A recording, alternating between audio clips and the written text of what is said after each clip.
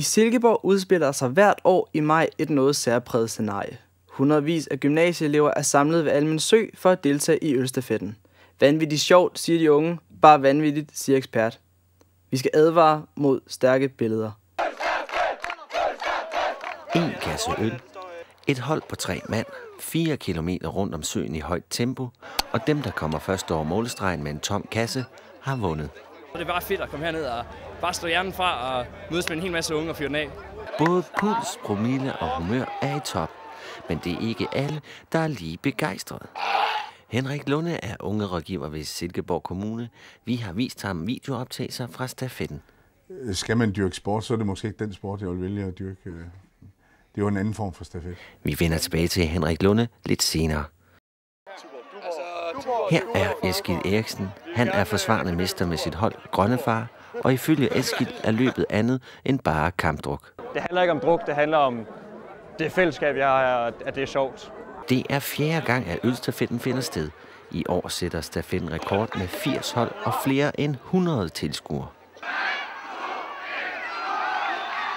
Kunsten er ikke kun at løbe hurtigt. Ølene skal tømmes undervejs. Grønnefar med Eskil i anførerrollen ligger sig hurtigt i front. Det var 1 øl. Det var 2 øl. Det var 3, 4 og 5 øl. Men tilbage til Henrik Lunde og til hele ideen omkring ølstafet. Jeg synes absolut ikke, at det er en okay idé, fordi at jeg synes jo, at man kan risikere at skade sig selv på en eller anden dum måde, ikke også? Og det synes jeg, man skal tænke rigtig meget over. Henrik Lunde har beskæftiget sig med unge og alkohol siden 1997. Han ved godt, hvad der er på spil for de unge. Ungdomskulturen, det er det her med, at man er usårlig, og man vil bryde grænser, og man vil prøve sig selv af hele tiden, ikke også?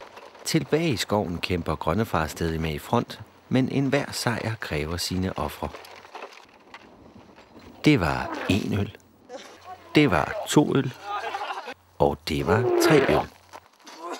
Grønnefar er ikke de første i syne, men det førende holds kasse er endnu ikke tom, og alle øl skal tømmes, før målstregen krydses.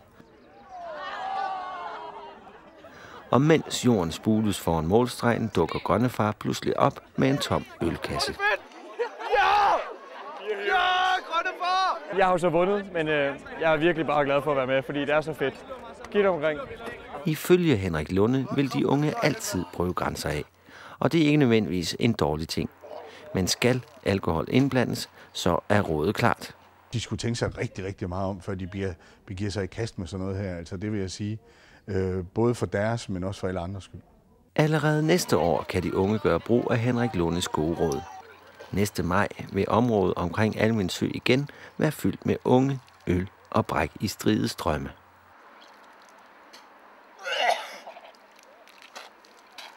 Det tog Eskil og Grønnefar knap 30 minutter at tilbagelægge de 4 kilometer, og præmien, æren og 80 kasser pant.